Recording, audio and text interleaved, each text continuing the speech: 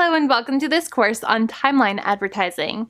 In this course, we're going to cover how to drive targeted traffic from Twitter with ads that appear in people's Twitter timelines. This course is divided into 3 modules. Module 1 covers campaign objectives and details. Module 2 covers ad groups and targeting.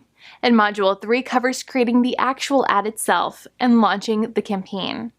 By the time this course is over, you'll know how to effectively create and launch Twitter ad campaigns for your business. So without further ado, let's dive into the first module. Okay guys, welcome to Module 1. In this module, our expert will be teaching you about campaign objectives and details. So get ready to take some notes and let's jump right in. Okay, so here we are on the Twitter dashboard. We're going to come up here to Create Campaign. Click Start Over. And let's talk about these Twitter campaign goals. Now, campaign goals or objectives, you'll notice, are taking over advertising platforms. Google, AdWords, Facebook, and a bunch of other ones have chosen to create this step in their ad creation process where you can choose common campaign objectives and then those guide you with hints and tailorizations throughout the ad creation process. We've already seen that with a few of the other big ones. Now we're seeing it with Twitter. And overall, I think it's definitely a good thing, certainly more user-friendly. If you've been doing some of these on your own sort of ad hoc in the past, then you'll probably notice it's a little bit different now. So let's talk about app installs first. App installs is pretty simple. If you have a mobile app, if that's your business and you want to get more people to install it on their phone, literally click a link on Twitter and then that takes them to the App Store for your respective, OS, and then install your app. This is what you're going for. This is your campaign objective. The next one is followers. Now it says on and off Twitter here, but obviously what we're talking about is gauging your campaign success by the number of people who end up following your profile on Twitter. And that's pretty powerful, especially if in addition to your advertising, you also do a lot of organic promotion or organic content on Twitter, and you want to increase the range of that organic reach. Increasing your followers with paid ads is a good way to do that.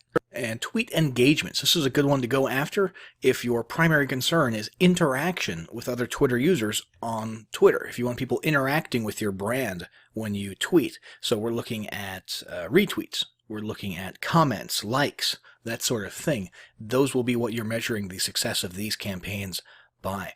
Over here we've got promoted video views. That's pretty self-explanatory. Video, although it's not thought of as the primary thing on Twitter, since there's length restrictions and stuff, is still pretty powerful on Twitter, and video ads are a pretty significant and impactful way to get your message across. Website clicks or conversions. This is probably the most standard issue, meat and potatoes type of campaign goal. This covers sort of everything, especially things like lead generation, right? So you actually want people clicking away from Twitter and coming over to your web properties, namely, a landing page where you're collecting a lead, or if you're doing content marketing, maybe to a content piece with a retargeting pixel, or if you're selling something directly, sales pages, e-commerce stores, product listings, that sort of stuff.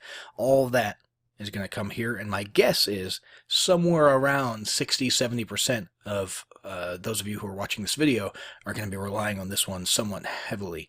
App re-engagements. So the app is already installed on their phone, and you want them to click on a Twitter ad that reminds them to log back in and use it. Okay, so if you're running some type of a video game app for iOS or Android, and this is a good way to get those people to log back into that app and play in that game with a nice, maybe a video ad or something. You actually see a lot of people doing this, a lot of companies doing this. What's that one? Clash of Clans is doing that type of thing with ads all the time.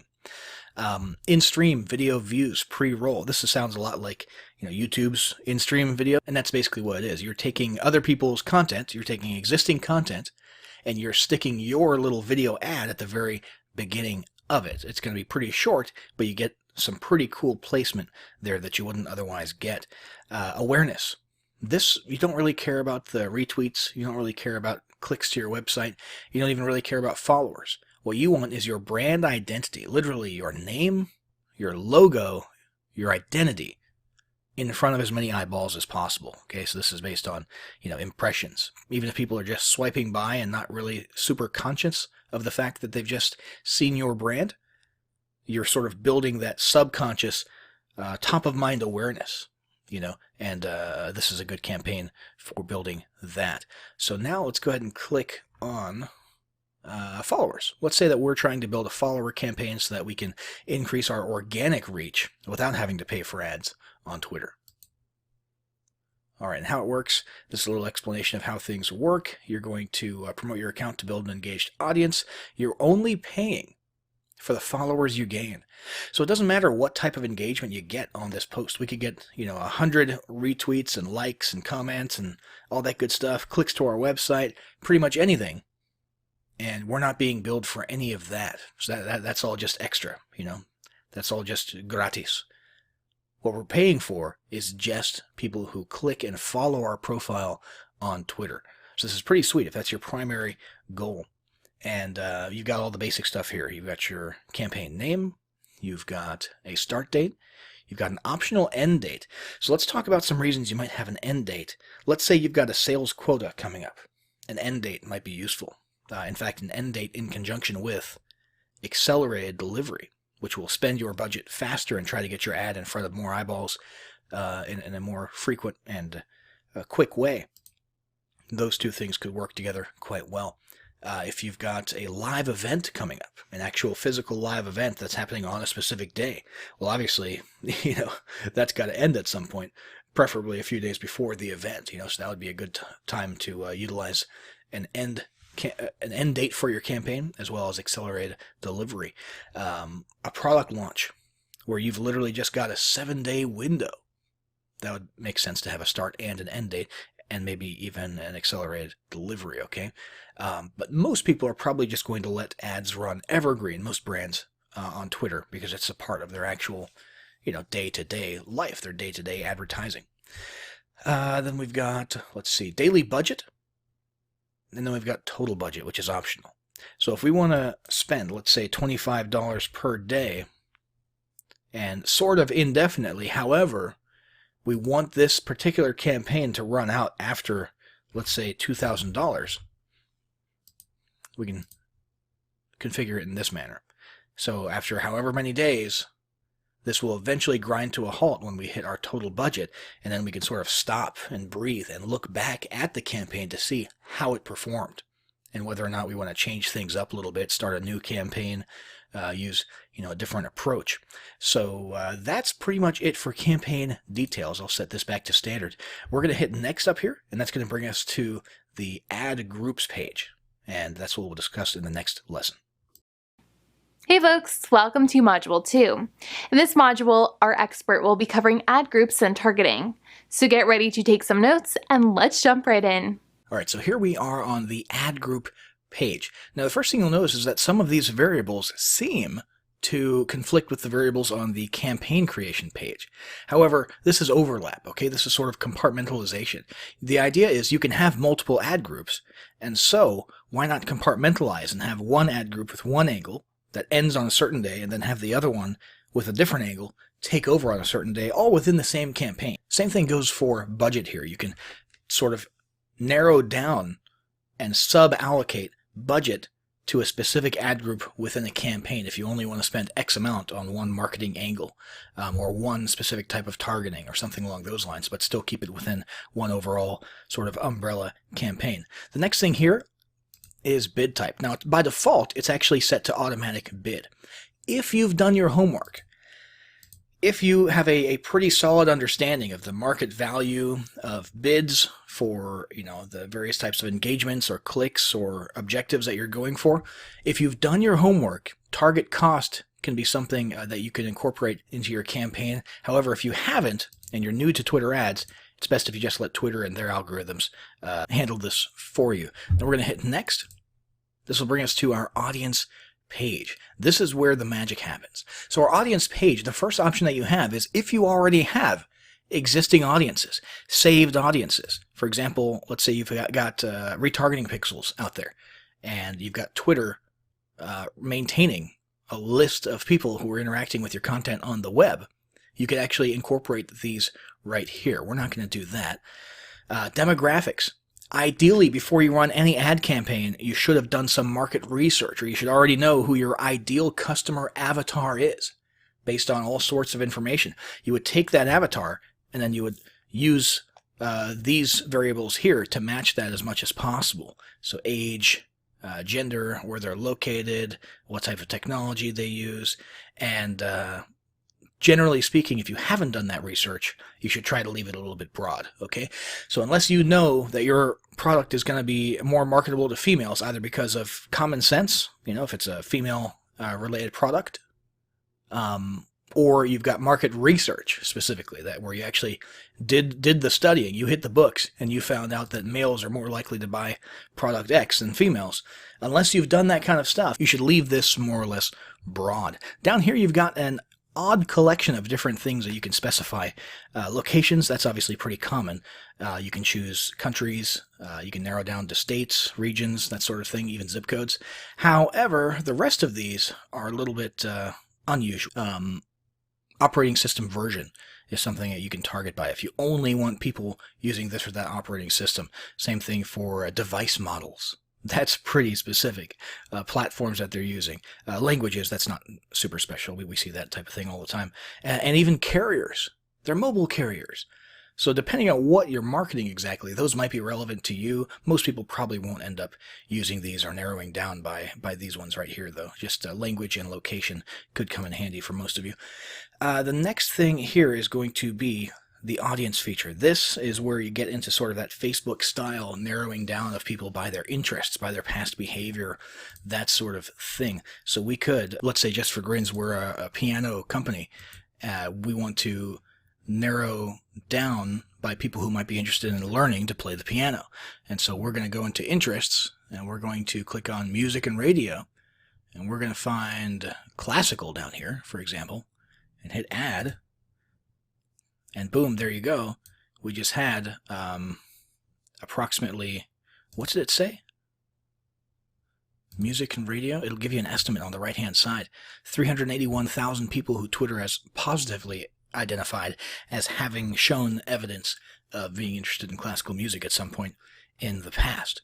Okay, so that's a pretty powerful way to target people. And as you can see, we've got a target summary or an audience summary right here on the right-hand side that changes as you shape and narrow your audience. Now, recommendations is an interesting one. Basically, Twitter will figure out what the most popular hashtags and usernames are based on the audience that you've selected, and then they will incorporate those usernames and hashtags into your marketing for even further targeting.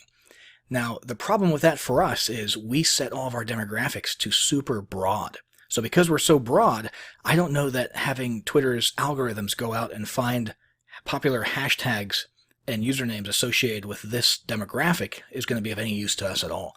So I'm going to leave that turned off, but it definitely sounds like something worth exploring depending on how narrow your audience becomes and how narrow your demographics get. Now, another new feature here is retargeting people who saw or engaged with past tweets. That is a huge, very, very powerful way to sort of spend your ad dollar on specifically people who are already familiar with your brand, so that you're not getting as much in the way of cold looks, but you're getting some warm audience as well. Once we've got our audience all set up and selected, we're going to hit next, and that's going to bring us to the actual ad creative, which is what we'll cover in the next lesson. All right, welcome to Module 3. In this module, our expert will teach you about creating the actual ad itself and launching the campaign. So get ready to take some notes, and let's jump right in. All right, so here we are on the actual ad creative page. Now, an ad in Twitter is a tweet. That's important to understand. And what you can do is reach back into past existing tweets and turn those into promotional tweets. Or you could just create one from scratch. Now, in our case, we've got one right here. And you can shuffle, by the way, by organic tweets that you've done in the past, scheduled tweets, and promoted-only tweets. Right now we have a scheduled tweet that happens to exist. We can utilize this as our Twitter ad, and you really want to match your ad copy to what your campaign goals are. So obviously, if your campaign goals had been website clicks and conversions, well, then you would want some type of a call to action that leads to people clicking and leaving Twitter to go to your site. In our case, we chose followers. So we want more and more followers. And that basically means we want people to look at our ad for a little while, and we want it to speak to them. We want them to answer a question, because if they engage with our ad, for example, by leaving a comment, they'll probably be more likely to hit the follow button as well and follow us on Twitter. So that's how we sort of structured this ad here. Now, let's go ahead and select it. We'll hit next. Oh, and I should mention, users' timelines is the default setting because that's what Twitter is. That's like 90% of Twitter is the timeline. Okay, but you can also choose to sneak your ads into profile pages and tweet detail pages, which we'll leave selected to increase our reach. Next. All right, so here we are. We can review the details of our campaign and ad group and our audience targeting one final time. We've got our date, we've got our budget, we've got our pacing, we've got our ad group, we've got our audience right here, we've got our placement that we chose, and right here is our actual ad, okay? So a compelling image that sort of pops out, plus a question. Our favorite song to play during piano lessons was such and such. What was yours? All right, so hopefully we'll actually get some comments, some answers, and people choosing to follow us on Twitter so we can increase our organic reach. And that is pretty much the only reason that we're running this ad. That's our campaign goal. We would hit launch campaign. And there you go. Now, once your campaign is published, you're going to want to regularly monitor these stats right here. Okay? You want to keep an eye particularly on impressions, so your overall ad spend, your results, which in our case, once again, we're looking for follows, your results rate, which is going to be a combination of impressions and results, your cost per ad result, which is very important. That's sort of your main metric. That's going to be a combination of your overall spend and the results, and how that's matching up against your daily budget. And of course, keep an eye on how much money you have left as well. But you're going to want to adjust your ad groups and your angles and so on and so forth if you're noticing that the performance that you're getting here is not quite up to par and you're not getting your best bang for your buck out of the budget that you're putting into your ads. So make sure you come back here, monitor your campaigns, compare them with each other, compare them with past data, and keep on top of this so that you are actually getting the results that are best for you for every single cent that you put into Twitter's pockets. But that is it, guys. We have successfully gone through the entire process now of planning out, setting up, and launching our first ad on Twitter.